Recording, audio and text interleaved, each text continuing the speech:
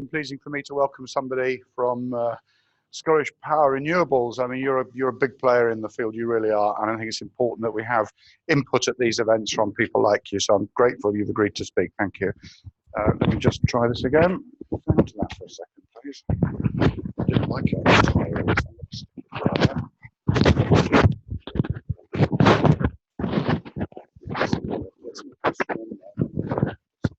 That needs to go. Have it going there? No. Or No. Press a little clip on the back. No. No.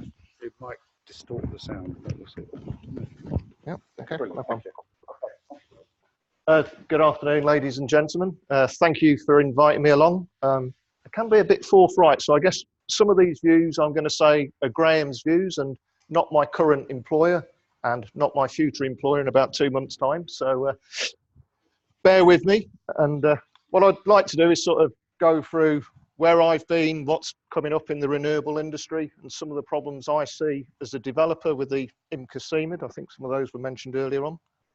I've been doing marine operations for 38 years.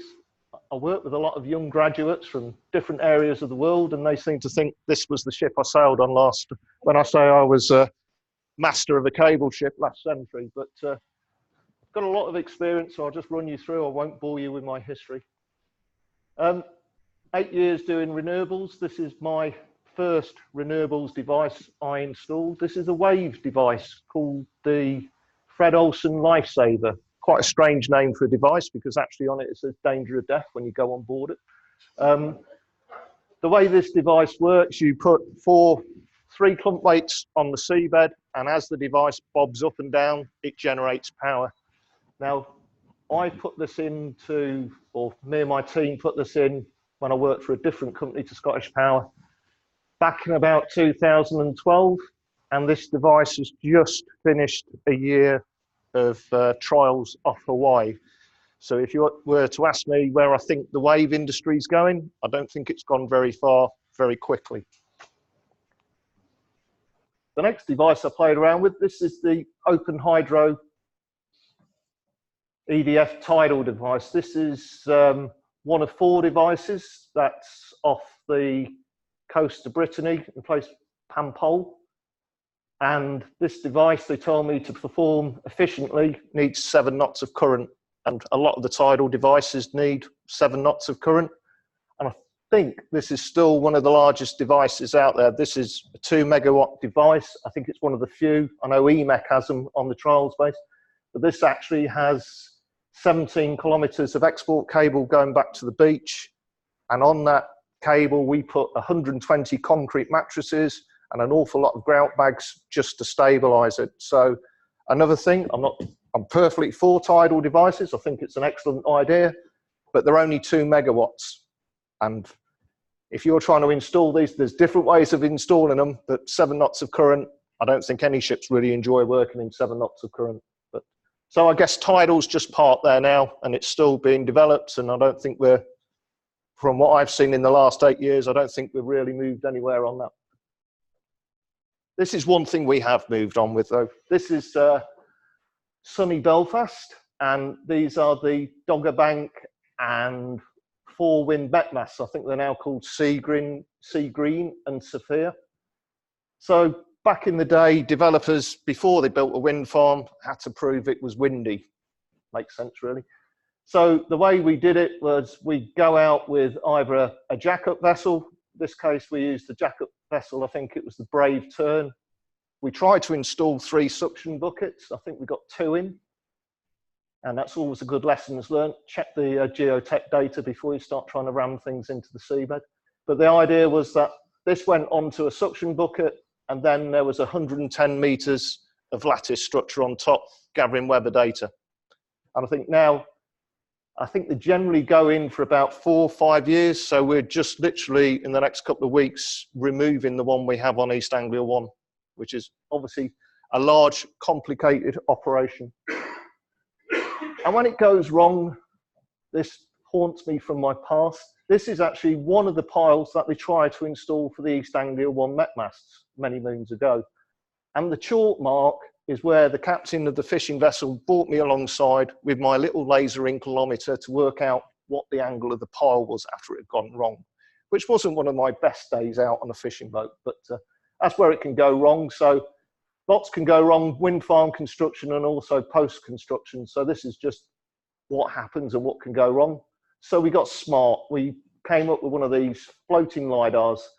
These devices now have been out for the last couple of years, and it's bankable data. The developers are quite happy with the data that these obtain. This LiDAR was used on East Anglia 1 for a little while. It's been used on East Anglia 3. East Anglia 3 is about 40, 50 miles off the coast of Norfolk, just for a quick geography lesson. And it's also been used on our Seagreen wind farm over in France. And Seagreen is down the coast from where the Pampol device was. So it's a wind farm being constructed next year, and it's about 20 miles northwest of St. Malo. I'm going to go through some of the where we've gone with renewables as the increase in turbines. So this was my first renewables job on the wind farm. We used to put temporary generator sets out. The vessel there's the sea installer. That's still going strong, and in fact, it's just about to start installation works on East Anglia 1 this week. So back then, 3.6 megawatt turbines, so we're already up and above the 2 megawatts of tidal power. Quite big, 120 meters rotor diameter. We're in nice shallow water. It's just quite close to Barrow, I think 5 miles, 6 miles off Barrow. And on historical data I can find, there was 164 vessels used or 164 vessel audits of some description completed. Back then, this wind farm was built by ourselves and, as known, Dong back then. So Dong do their own vessel inspections, so some of you might have endured them. This is Wickinger. This is ScottishPower's first wind farm that we built all on our own with no help from anybody else other than the contractors. So as you can see, we've gone up in size again now. We're on 5 megawatts, 135 meters diameter, 650 tons of foundation. So you know, we need big boats. We're still, and as we get larger wind farms and larger turbines, the vessels probably aren't out there. And they're definitely not out over in the States at the moment, where we're going to be trying to build wind farms soon. We used 133 vessels on this project. It's all different vessels, anything from a fishing vessel up to your standard jackup or heavy lift vessel. This is East Anglia 1. This is where I should have done like somebody said earlier and said, this is a draft presentation, because I had to write it when I was coming back from France, and I've spotted all the mistakes in it since. So East Anglia 1's going in at the moment, and it's not a 135 metre rotor. It's actually up at around about 154 metres. So we've gone bigger again. We started construction in March. This was written a few weeks ago. I think we're now on 135 vessels because we've had a bit of a complicated UXO campaign, HDD campaign to get the export cable in. So I think we'll probably break the 180 vessels by the end of construction in 2020. So this slide here just shows, everyone has a habit of putting this slide up, so I thought I might as well not break the mold and use the same slide as everybody else. So this shows the increase of where we've gone from the 135 up to the 154 on East Anglia 1. If you go back just a couple more years, the first turbines that were installed off Blythe in the northeast, they were only 2 megawatts. So we're starting to trundle along with sizes of turbines, bigger and better, more efficient. And this sort of jumped back to sort of try and give an idea of the size. So this is the Baka lift, which is busy installing our foundations at the moment on East Anglia 1. So the vessel's 210 meters long, so it's, you know, you can see there, it's a big jacket going on there. East Anglia 3, I was fortunate enough to work on the consents for East Anglia 3. So we now have a consent for East Anglia 3. And within our consent, we can actually go up to 220 meters rotor diameter. I'm not saying we're going to achieve that. And we're looking at, I can never do this. Here's the gherkin. This is how big a wind farm is. So being a simple sailor, here's Anfield, home of the European Champions League. And between 90 and 110, 120 metres long is the length of the football pitch. And obviously we're talking to different turbine providers at the moment, and the 10, 12, 15 megawatt turbines are being considered, which are going to be some seriously big lumps of kit going out there. So expectations within the market, we've seen more powerful, larger turbines going there, which is already happening. And I guess to sort of jump back to last century, when I was on a container ship, 1984 Tokyo Bay class carried 3,000 containers. 2005 or something like that, the Maersk E class came along and carried 18,000 containers. So we've done that in the space of 10 years. We've jumped up with the turbines. Floating turbines are being considered. There's one turbine, or there's a trial farm now off Scotland. Floating turbines, generally, you need more than 100 metres of water depth. And I guess you guys from oil and gas know all the bits about getting cables and S-bends back from rigs, so I won't go into all that boring stuff. We are looking at larger installation vessels, such as semi-subs. So I think there's a man in the room that I once audited the S7000 with, so I've seen that vessel suggested for wind farm construction. So we are going to need bigger vessels. We're also going to use SOVs because most of our wind farms at the moment are within 2 hours transit of the coast in a crew transfer vessel. So we say we can go out there at 20 knots. So it's an hour and a half on a little boat. So now people are looking at using an SOV and looking at daughter craft, which is probably going to give you guys a little bit more of a headache, because I'm not sure whether your DP2 inspectors who normally go on a standard SOV are going to be the man to go and have a look at a small daughter craft. So there are a lot of wind farms. I've just picked on East Anglia or Iberdrola's projects. So at the moment, the wind farm at the top, we have some strange numbering going on here, so you'll have to bear with me. The triangle up to the top is East Anglia 3. The next one coming down, the sort of wonky parallelogram, blue one, that's East Anglia 1 North. That's going through consent as we speak. The one to the south of the blue blob is East Anglia 1, and that's under construction. And to the left there is East Anglia 2. So that's currently going through the consent process. Quite interestingly, we've just had to redo our navigational risk assessment because people have raised objections to what it looks like from the beach, albeit we're 20 miles off the coast. So it just gives you an idea of how big those turbines are going to be. Fortunate enough, we're just starting, I think, within the next 2 years, looking to build over in Germany another Baltic project, Baltic Eagle. Another couple of years' time, we've got St. Brieux. This is probably why I'm leaving ScottishPower. It looks like it's going to get too much hard work. And we've also got a project over in the States that starts next year, Vineyard, which is 800 megawatts. So wind farms are coming. I think recently the high-ups in Iberdrola, who own ScottishPower, have announced an ambition to either construct or purchase 2 gigawatts of power for the next 10 years. And I guess trying to remember, somebody always asks, what's a megawatt? And I always just use the flippant answer. I think it does 1,000 homes. It's not quite 1,000 homes, but it's close to thereabouts. Expectations from an eCMID. I'm one of the few mariners employed by renewables companies, so don't always expect somebody at the other end of the phone knows what he's talking about.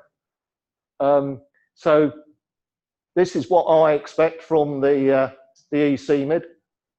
I expect it to be detailed. I expect it to be accurate. There's nothing worse than me, and I open up the CMID, they give it to me, and they say, this is the vessel contractor X is bringing to site, and you go down, and it's got P&I insurance, issued 12th of December 2018, expires 20th of December 2018. And that's just one. So my instant thing is, oh, great, what else is hiding away in there? So I know everybody makes mistakes, because I've made mistakes in this presentation, but it's just, I know different companies have got QA. I didn't have the benefit of QA on this presentation. The other one I've seen, which I think was mentioned earlier on, to be completed by a competent person. I quite frequently get, I ask, Scottish Power don't actually charter our own vessels, so we use EPC contractors. They come in, they build the wind farm for us, we manage them. They come along and say, here's the eCMID for our vessel, and it says draft. Now, being a suspicious person, that sounds alarm bells, and 9 times out of 10, it will be the guys not accredited to do cable ships, not accredited to do heavy lift was another one of it. So the sort of boats that, I appreciate every vessel's got a safety management system, but I don't think I'm competent to go and look around a heavy lift vessel. I feel competent to look at a DP2. I definitely feel competent to look at a cable ship because I did it for 12 years. But it's that sort of, we need these audits to be done. And we have flagged up to IMCA in the past where we've had a paper audit that has not been correct. So developers, we want to use and improve the system.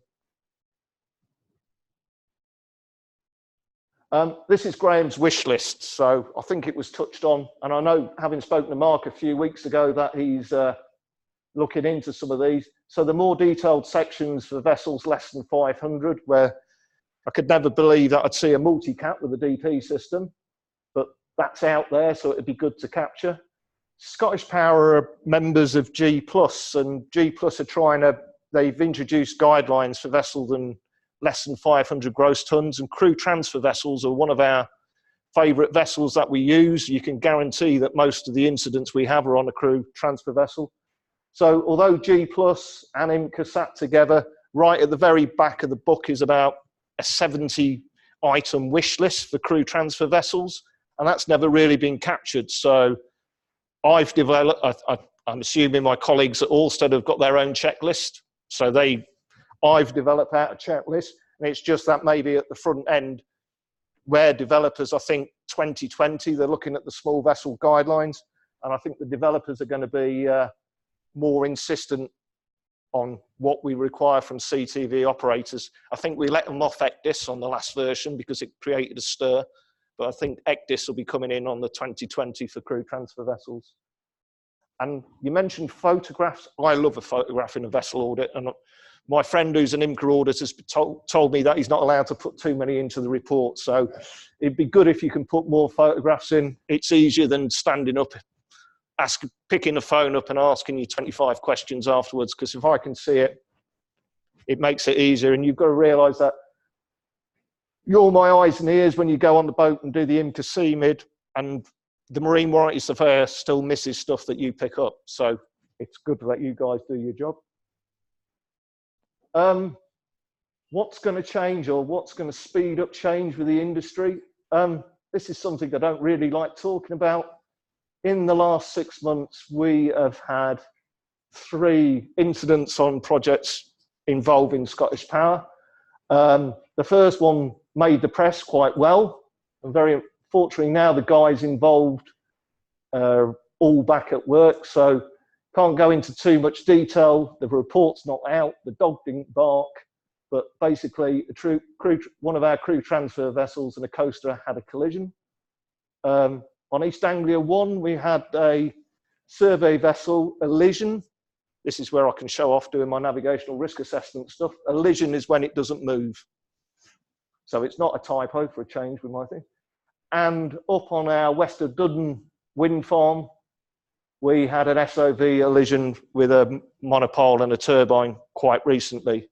So we're doing the IMCA eCMID. I'm coming along and doing my vessel entry procedure, which is where I check what you guys have found on an IMCA have been closed out, because I appreciate that the owners of vessels can put items up and say that they've rectified problems. I recently, not so much on a eCMID, but on one of my vessel entry procedures, they said, don't worry about it, we'll put the EPIRB on. So we took them at their word, and then fortunately, one of the guys sat in this room noted that the EPIRB they put on was the one from the other vessel. So we ended up with a vessel without an EPIRB just to beat the audit. So I think, as a master mariner, people keep turning around to me and saying, why can't you idiots drive boats? Can't you look out the window? Why do you keep having collisions? Even though with all this, the IMCA, the OVID, marine warranty surveyor, in-house audits, what can we do? So some bright sparks suggested autonomous vessels. Now, they're coming, unfortunately. Well, fortunately, I can see they're very useful. A couple of years ago, somebody asked me if they could use an autonomous survey vessel on East Anglia 3 during the development stage. So I picked up the phone to the MCA and said, what do we do about this? And I went, oh, we're just starting to look at this with IMO. So I said, thank you, it's not coming on the wind farm. So that was the first sort of stage. But they're there. Rolls-Royce are one of the, there are other developers of autonomous vessels out there. They're going through it. And I think I've read that by 2030, that these autonomous vessels could be out there trundling around deep sea. I'm going to put another slide up in a minute, but you guys can answer the questions, but I can see concerns. And by 2030, the UK have announced they're going to have 30 gigawatt of offshore wind farms. So there's going to be lots of slaloms out there for however these guys drive these boats. So this is the vessel that managed to go from, I believe, Ramsgate over to Belgium and carried oysters one way and beer back the other. Seems quite a good idea. It's 12 meters long, and it had a vessel babysitting it all the way over. So it's quite a jump from where we are coming up almost for 2020 if Rolls-Royce think we're going to have big autonomous vessels trundling around out there. And these are a few of the problems I can see coming up. So the challenges, application of SOLAS. I'm still not sure how one of these vessels goes and recovers somebody in distress in the middle of the ocean. STCW, how are we going to train these guys? Is it going to be a guy sat driving like a reaper, sat in a little dark room somewhere in his bedroom? Or is it going to be, I know some of the autonomous vessels will only have 2 or 3 crew on and the computers do the rest of it. How we're going to classify this? Good one for the classification societies.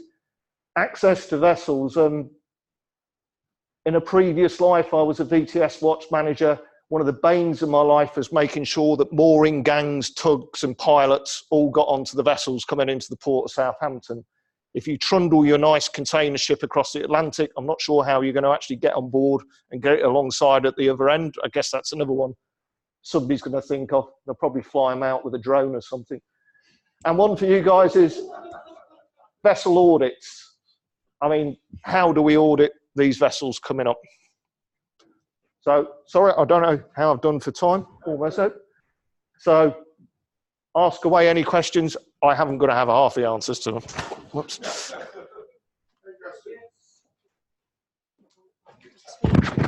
Yeah. We're allowed to know where you're going?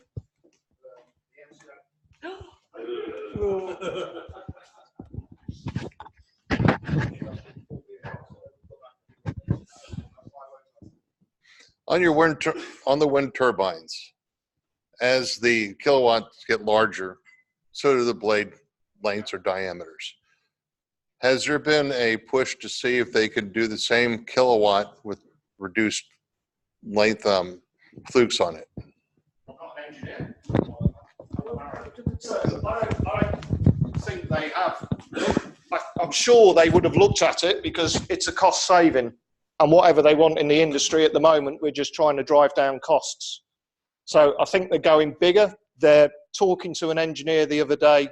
I think we're almost at, because of the length of the blade and the speed it rotates and sonic motion and everything else, I don't think we're going to see much bigger than 15 megawatts. So I'm sure they would have looked at it, because if there was an easier way of putting something out there rather than having a 110 meter length rotor blade, I'm sure we would have tried to find one.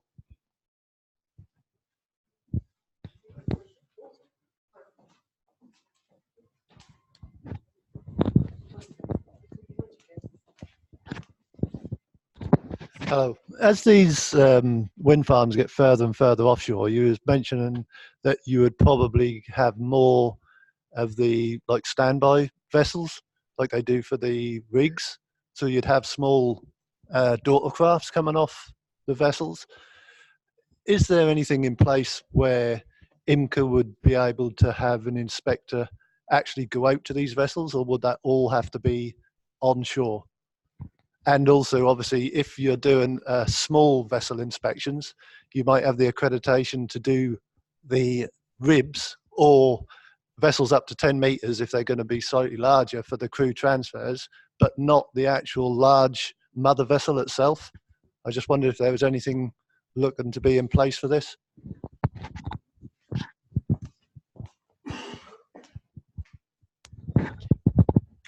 I don't think there is at the moment, which is why I've highlighted it here today, because I can see where the problems are going to be coming. You mentioned standby vessels, so that's a rather hot topic at the moment. The MCA and HSE have just issued guidance on helicopter operations and rescues.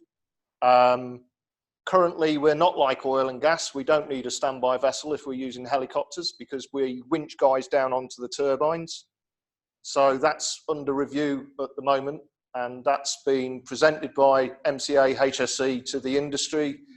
Industry is looking now at how we can implement what the MCA have suggested doing. With access to vessels, I have been fighting the last few weeks. I don't believe that you guys should be going offshore to do audits. I'm a great believer in doing them alongside, because I think it just sets a precedent. Now, my vessel entry procedure that I do, or send an auditor along, where we go to check the out, I've pushed back recently where somebody wanted one done at anchor. Now, I've got my GWO training. I'm happier climbing a pilot ladder than going up and clipping myself on with all the harness. I don't enjoy doing it, and I don't expect anybody else to go up a boat landing. And I think it'd set almost a dangerous precedent, because you know what contractors are like. If you give them an inch, they'll take a mile. So if I say that I'll go and do an audit or send an INCA auditor on in Great Yarmouth, Anchorage, you can guarantee next time Mr. Van Ord or VBMS are going to come along and say, can you join in Rotterdam, do the audit on the way down in 4 or 5 hours transit? Come on, Mr. Surveyor, can you finish? 4 or 5 hours transit, you're going to move on, done, and then you're going to have to come back in with a CTV, which I don't think you should be doing. And of course, it then makes it more expensive for you guys, because we're going to say you need GWO training. That's an extra cost. But we do. Last question. Yeah. Last question. Is there a question or comment? My recommendation is that if anybody asks you if you want to go out on a crew transfer vessel for 2 hours in HS 2.5, just say no. We do have training, and we are asked for the training if we go offshore. Thank you. The tenders you have some So I have gone offshore to do INCA audits in the past, yes, before I had to be an ADI. So what we're getting is the discussion between the two last conversations. On one of the pictures that you had, it looked like you had one of the bases on the ship standing erect. Can that be put onto a barge, laid down, and then deployed like they do in the Gulf of Mexico? That way it would reduce the size of the ship that you actually... It automatically goes down. And there's also lifting bags that you could deploy. It's not a new science in the Gulf. And they get up to about 150, 200 meter platforms.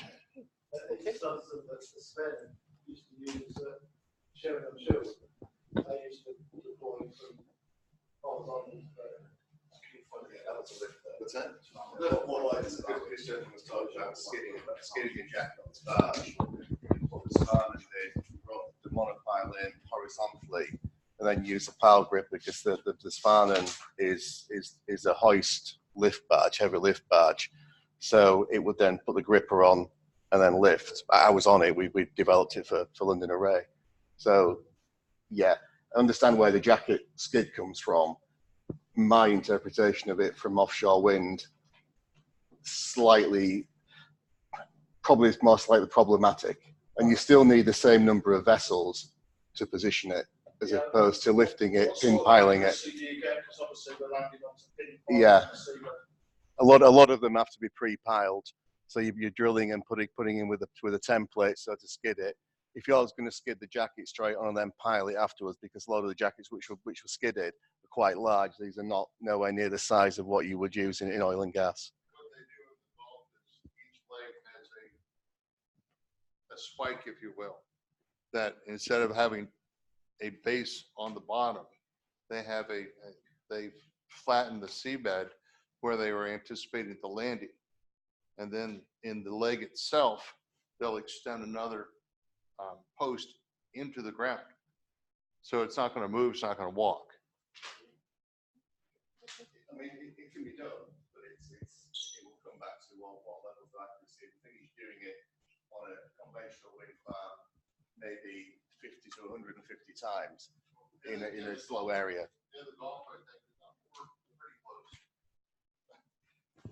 Okay, so then just continue conversation on that one. ScottishPower looks like walk away. I've never seen it yet, even considered. I've not seen it considered. I mean, as I say, the first wind farm I went up to watch being constructed was the Westerden Sands. I haven't heard of anybody else do it out on any of the Hornseas or any of the further offshore wind farms that are going in at the moment. Graham, thank you very much Thank you. indeed. And wherever you're going, good luck.